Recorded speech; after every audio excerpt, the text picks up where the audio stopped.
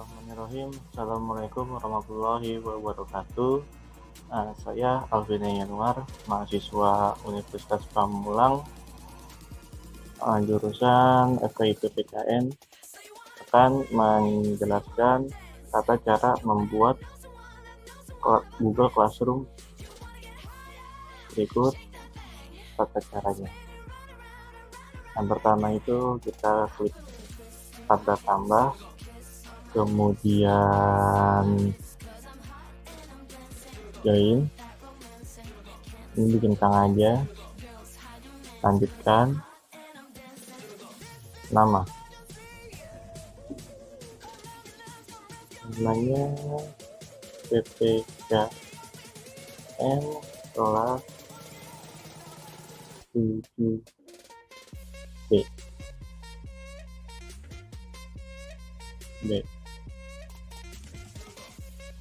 Sini tulis nama saya saja.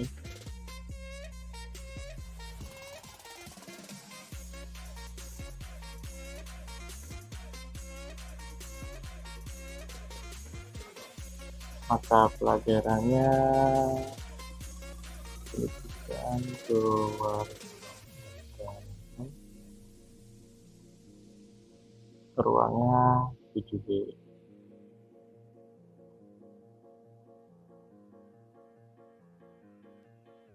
Oke, langsung kita klik tombol buat.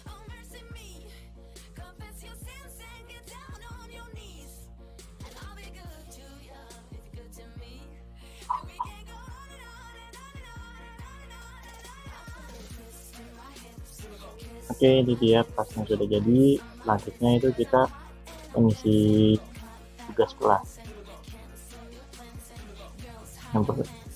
Selanjutnya klik tombol buat, terus kita klik topiknya.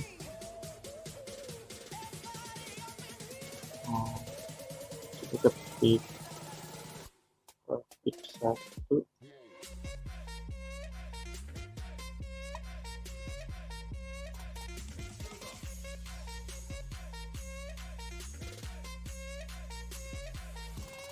Ini kita masukkan materinya, perusahaan dan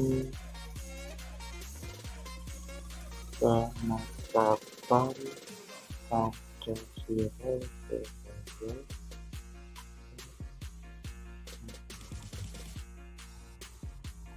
kita klik tambah.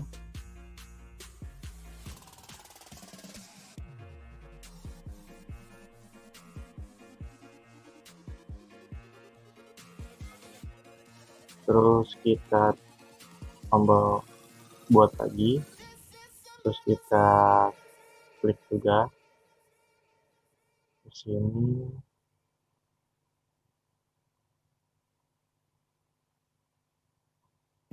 Kita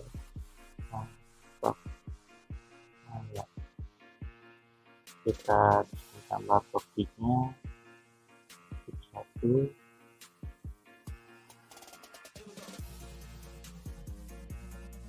Di situ kita tentuin waktunya.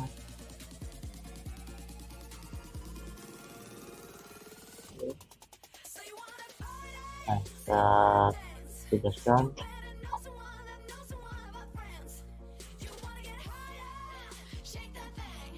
Terus selanjutnya kita bikin tugas lagi.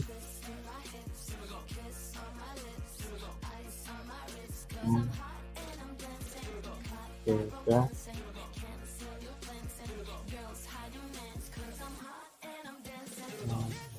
Rumusan dan menetapkan fondasi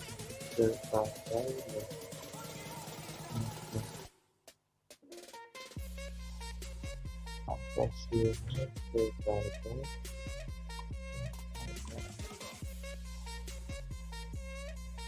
ini tugasnya membuat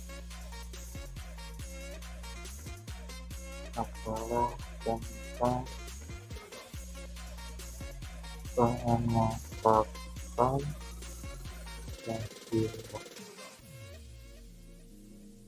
kita atur waktunya sampai besok.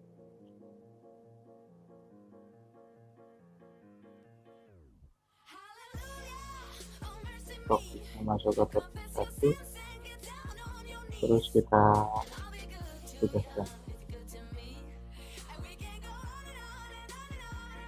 Oke, sudah selesai. Selanjutnya kita masukkan materi yang nanti kita bakal ada. Videonya itu perumusan Pancasila sebagai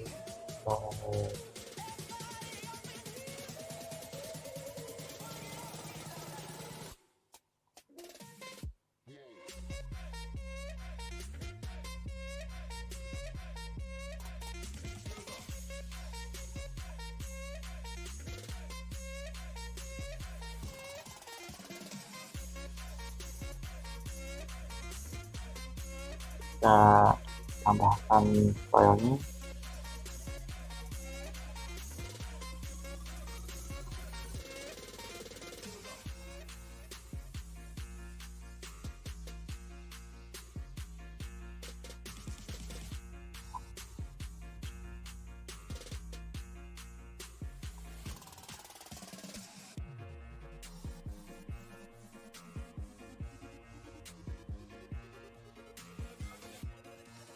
Pilih topiknya,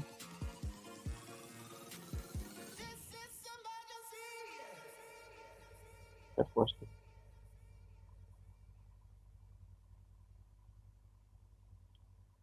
Oke. Kelas sudah jadi, sudah ada materinya, sudah ada tugasnya, dan sudah ada tapak mayanya.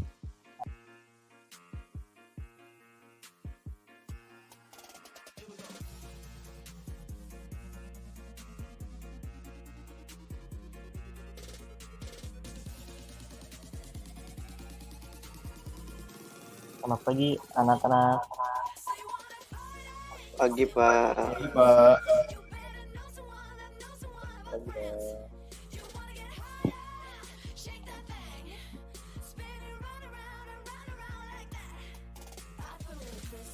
Saya ulangi lagi. Selamat pagi anak-anak. Pagi, Pak. Oke, mantap. Saya akan membawakan materi perumusan dan penetapan Pancasila sebagai dasar negara. Ada 3 hal utama yang akan dipaparkan atau dijelaskan, yaitu 1. Perumusan Pancasila sebagai dasar negara. 2. Penetapan Pancasila sebagai dasar negara. Dan yang ketiga, semangat pendiri negara dalam memutuskan dan menetapkan Pancasila sebagai dasar negara. Oke, kita masuk ke yang pertama. Tolong untuk saudara Dandi dibaca. Oke, baik, Pak. Mohon izin karena kamera saya juga sedang bermasalah, jadi saya tak bisa menampilkan diri saya. Oke, perumusan Pancasila sebagai dasar negara. 1. Pembentukan BPUPKI.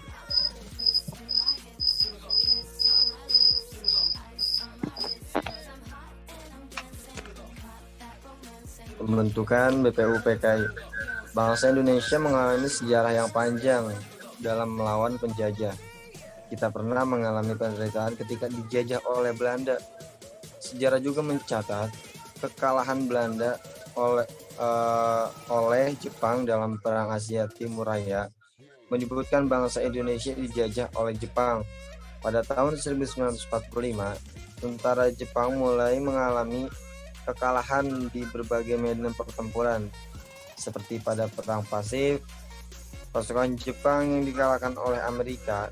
Kekalahan tersebut mengancam kekuasaan Jepang di negara-negara jajahannya, termasuk Indonesia. Perlawanan rakyat Indonesia dalam dan usaha Belanda menjadikan kedudukan Jepang kian lemah. Akhirnya Jepang terpaksa menjanjikan kemerdekaan kepada rakyat Indonesia jadi tersebut untuk meredam gejolak dan perlawanan rakyat Indonesia.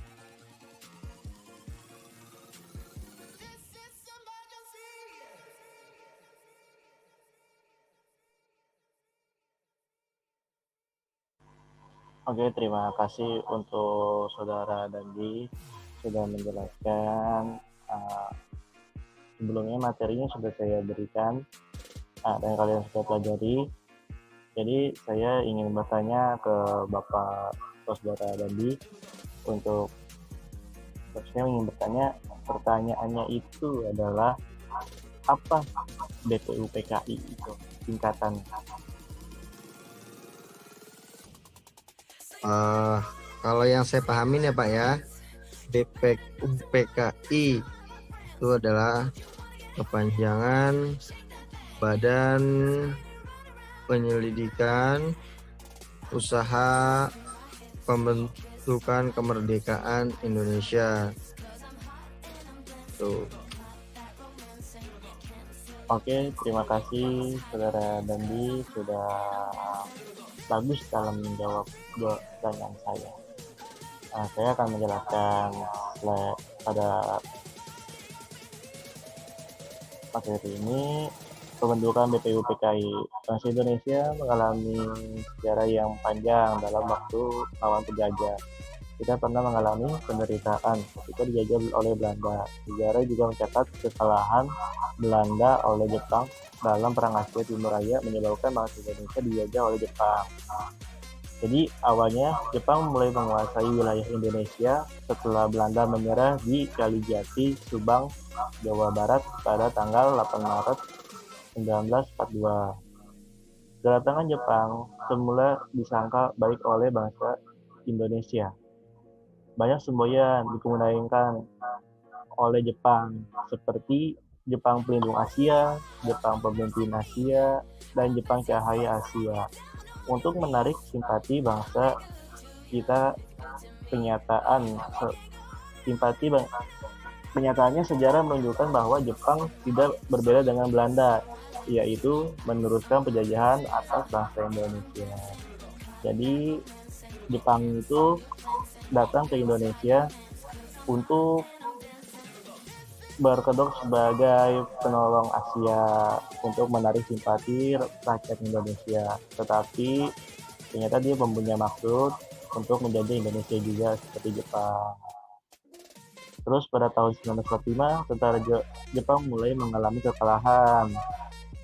Sebelum dia mengalami kekalahan itu, Jepang berjanji kepada Indonesia untuk membentuk BPUPKI dilaksanakan pada tanggal 29 April 1945 bersama dengan hari ulang tahun Kaisar Haruhito. Secara resmi, Bupati BPUPKI dilantik oleh Jepang dengan anggota berjumlah 62 orang yang terdiri atas tokoh-tokoh bangsa Indonesia dan 7 orang anggota perwakilan dari Jepang. Jadi ini BPUPKI ini bikinan orang Jepang ya, bukan bangsa kita. Kita lanjut. BPUPKI mengadakan sidang resmi sebanyak 2 kali, yaitu sidang 1 dan sidang 2. Hasil keputusan sidang 1 dilaksanakan pada tanggal 29 Mei sampai tanggal 1 Juni 1945. Menghasilkan tentang dasar negara, karena sebuah negara, jika negara ini berdiri maka dibutuhkan dasar negara sendiri. Terus yang sidang kedua pada tanggal 10 sampai 17 Juli 1945, pada sidang ini dibahas tentang rancangan Undang-Undang Dasar. Oke. Rumusan dasar negara. Tolong Saudara Paris dibaca. Coba.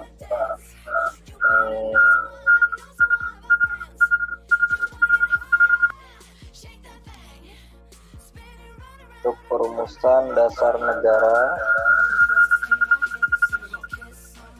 Ketua BPUPKI dan Dr.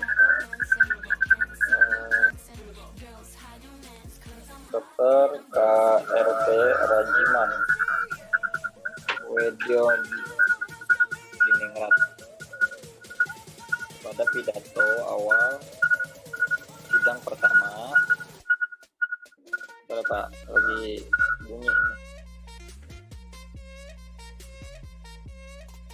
Tanya.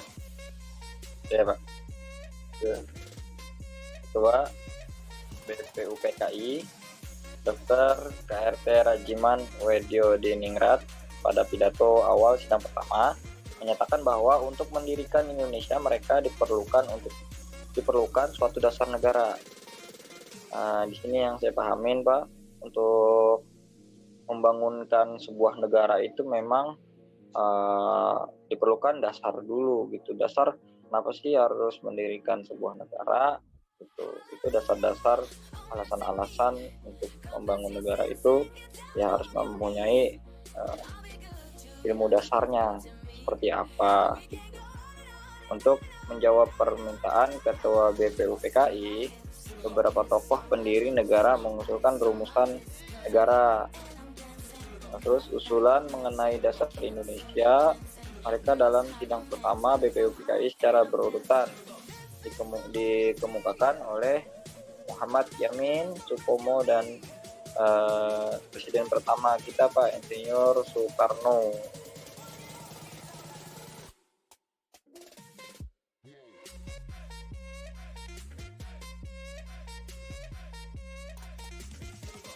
Terima kasih untuk Saudara Faris. Jadi sebelumnya ini BPUPKI telah membentuk beberapa panitia kerja yang diantaranya ialah panitia 9. Kalian tahu gak anggota panitia 9 itu siapa aja? Yang ada 9 orang. Yang pertama itu Insinyur Soekarno dan Dr. Muhammad Hatta, Dr. Muhammad Amarimas, Abdul Kusino. Kalau tidak, Saudara Faris tolong disebutin 9 anggotanya.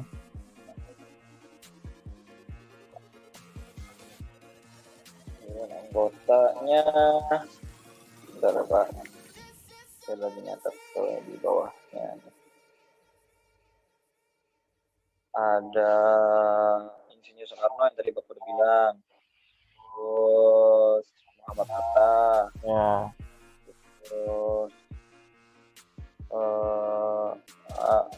Marami, terus juga Abi Kusno, terus Abdul Kohar Mubakir, terus Haji Agus Salim, terus bentar Pak, ingat dulu, terus Ahmad Subarjo, terus Wahid Hashim, sama itu Pak tadi yang udah dibilang Muhammad Yamin Pak. Coba. Oke, terima kasih Saudara Faris. Jawabannya sudah benar. Kita lanjutkan yang selanjutnya.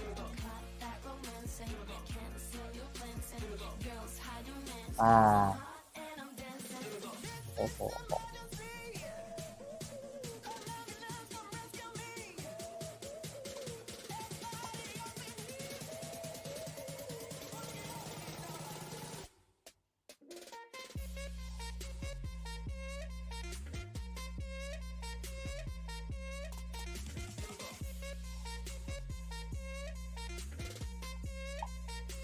Oke, selanjutnya tolong Saudara Tiar untuk membaca.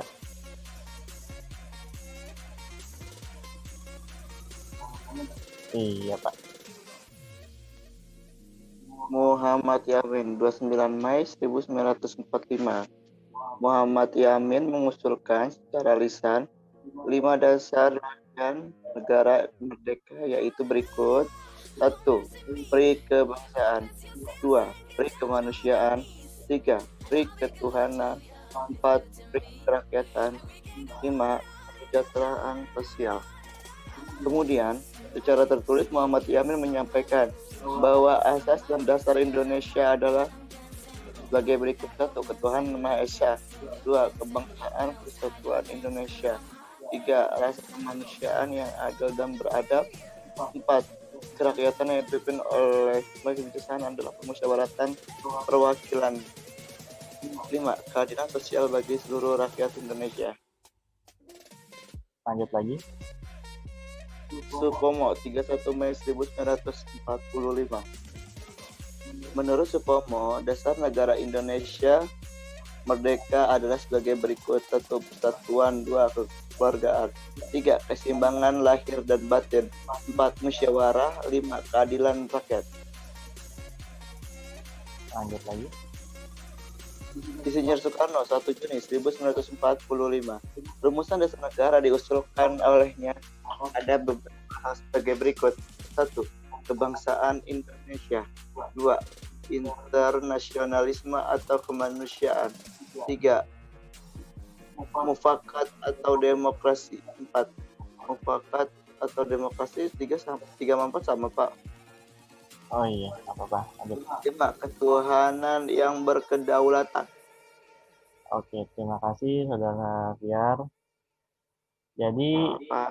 ini yang dijelasin oleh Saudara Fiar itu adalah merupakan salah satu calon-calon dari bentuk dasar negara sebelum dipastikan Pancasila. Maka ada beberapa tokoh seperti Muhammad Yamin, Supomo, dan Insinyur Soekarno sendiri mencetuskan dasar-dasar negara. Dan Saudara Dandi,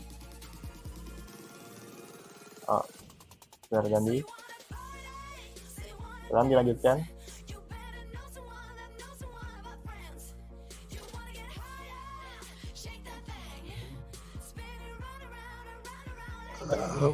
Mohon izin Pak. Iya Pak. Tes. Ya, oke.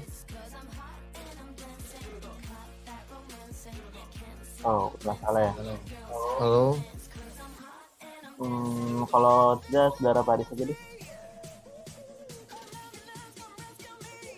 Iya, baca aja. Baca ya. K9 mengadakan rapat di rumah kediaman Insinyur Soekarno di Jalan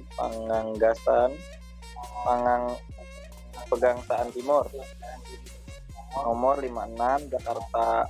Setelah itu pada tanggal 22 Juni 1945, Panitia 9 telah mencapai persetujuan atau kesepakatan tentang pembukaan hukum dasar atau yang sering kita sebut sebagai undang-undang.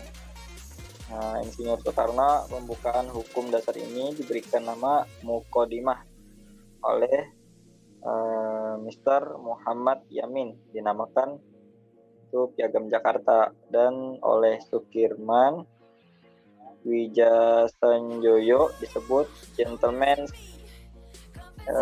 Agreement. Naskah Muqaddimah yang ditandatangani oleh 9 orang anggota Panitia 9 dikenal dengan nama Piagam Jakarta atau Piagam Jakarta, Pak.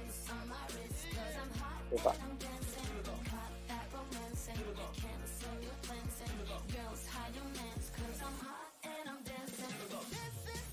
Coba apa lagi, Pak?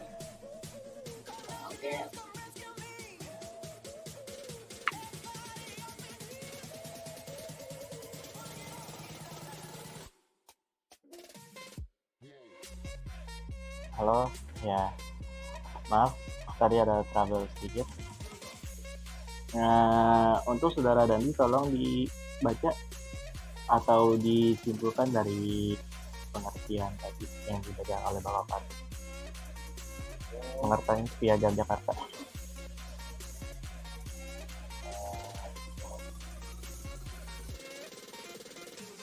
Oke, terima kasih Pak. Mohon maaf agak berantakan ini dan baru juga bisa kameranya. Ya, BPUPKI sebelumnya telah membentuk beberapa panitia kerja yang diantaranya ialah Panitia 9 yang terdiri dari Insinyur Soekarno, Dr. Muhammad Hatta, Mr.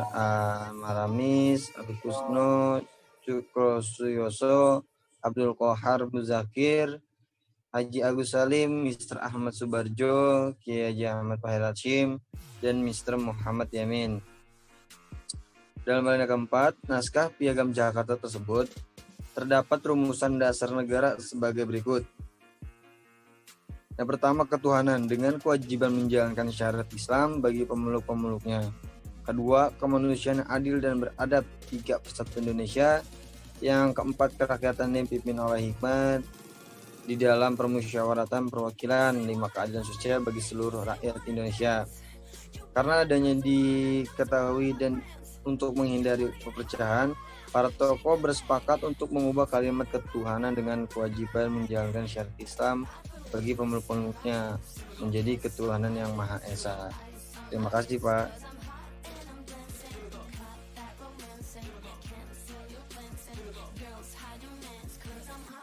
Ya, sama-sama. Terima kasih kepada Pak Saudara Dandi. Yang selanjutnya itu penetapan Pancasila sebagai dasar negara. Tadi dalam Piagam Jakarta sudah disebutkan kalau itu adalah yang untuk menghindari kontroversial yang pada alinea pasal 1 yang berbunyi ketuhanan dengan kewajiban menjalankan syariat Islam bagi pemeluk-pemeluknya. Nah, makanya karena itu terlalu kontroversial dan Indonesia itu memiliki beragam agama dan budaya, maka ada beberapa pihak yang tidak setuju. Dan demi meredam keadaan atau meredam emosi, makanya diganti menjadi ketuhanan yang Maha Esa. Oke, selanjutnya tolong Saudara Dandi dibaca lagi.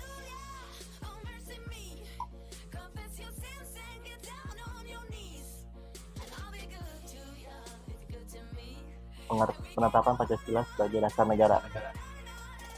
B. Penetapan Pancasila sebagai dasar negara.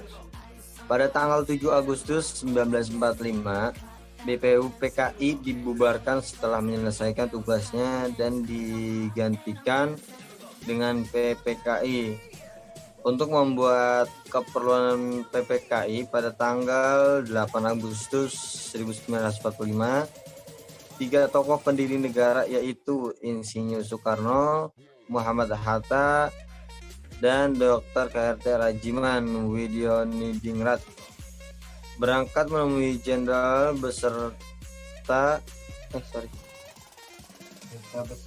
Jenderal Besar Terauchi Insinyur Soekarno, Muhammad Hatta, dan Dr. Kartojiman Widyanidingrat berangkat menemui Jenderal Besar Terauchi.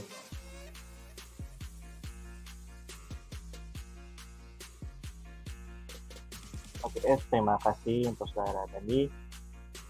Jadi pada tanggal 17 Agustus 1945 BPUPKI dibubarkan setelah menyelesaikan tugasnya dan digantikan dengan PPKI.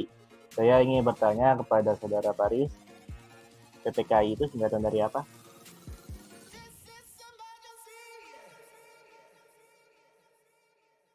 PPKI ya Pak. Panitia Persiapan Kemerdekaan Indonesia. Betul sekali. Jadinya pada tanggal 18 Agustus itu, pada 18 Agustus 1945 PPKI melaksanakan sidang dan menghasilkan keputusan sebagai berikut.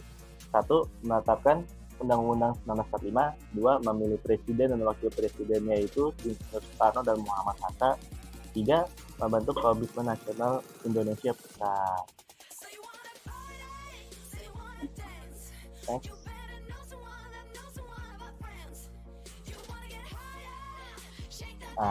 Saudara Pierre, tolong dibaca. Yang saya apa ya? Iya. Semangat pendiri negara dalam merumuskan dan menetapkan Pancasila sebagai dasar negara. 1. Nilai semangat pendiri negara. Semangat kebangsaan disebut juga sebagai nasionalisme dan patriotisme. Nasionalisme adalah suatu paham yang menganggap bahwa kesetiaan tertinggi atas setiap pribadi harus disertakan kepada negara bangsa atau negara bangsa. Ada 2 jenis pengetahuan nasionalisme. 1. Nasionalisme dalam arti sempit dan nasionalisme dalam arti luas. Lagi Pak?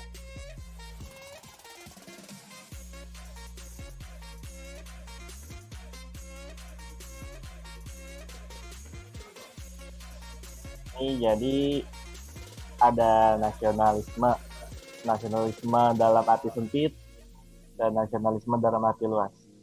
tolong Saudara Paris, apa itu nasionalisme dalam arti sempit dan nasionalisme dalam arti luas?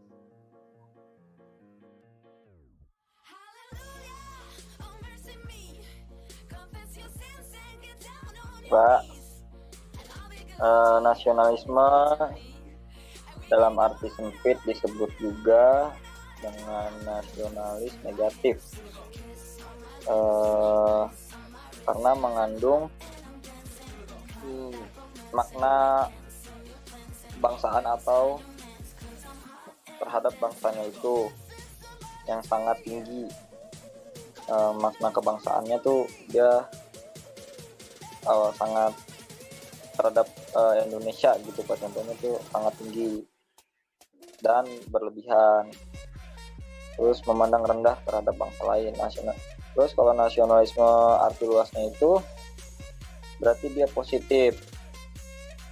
Nah, dalam positif ini pengertiannya itu dia perasaan cintanya yang tinggi Pak, bangga terhadap tanah air yang dia cintain gitu Pak. Jadi intinya mah kalau yang sempit itu dia negatif dalam negara gitu, berlebihan lah dalam memandang Indonesia tuh kayaknya dia nggak bersyukur gitu Pak, di dalam dia berada di Indonesia tuh selalu ngeluh apa siapapun pemimpinnya dia selalu ngeluh, nggak suka lah intinya gitu. Kalau yang kayak arti luas itu ya dia positif Pak, jadi dia istilahnya wah Indonesia banget, cinta budayanya, dia cinta sama pemerintahannya dan ikutlah peraturan-peraturan apa yang sudah dibuat oleh pemerintah Pak. Itu yang saya paham Pak. Oke, Saudara Paris, terima kasih. Selanjutnya itu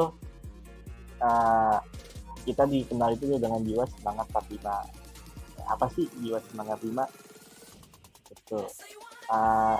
Tolong Saudara Noviar dibacakan poin-poin. Jiwa semangat bangsa Indonesia tersebut, kemerdekaan juga disebut sebagai jiwa dan semangat 45. Adapun hal-hal yang terkandung dalam jiwa dan semangat diantaranya ada sebagai berikut.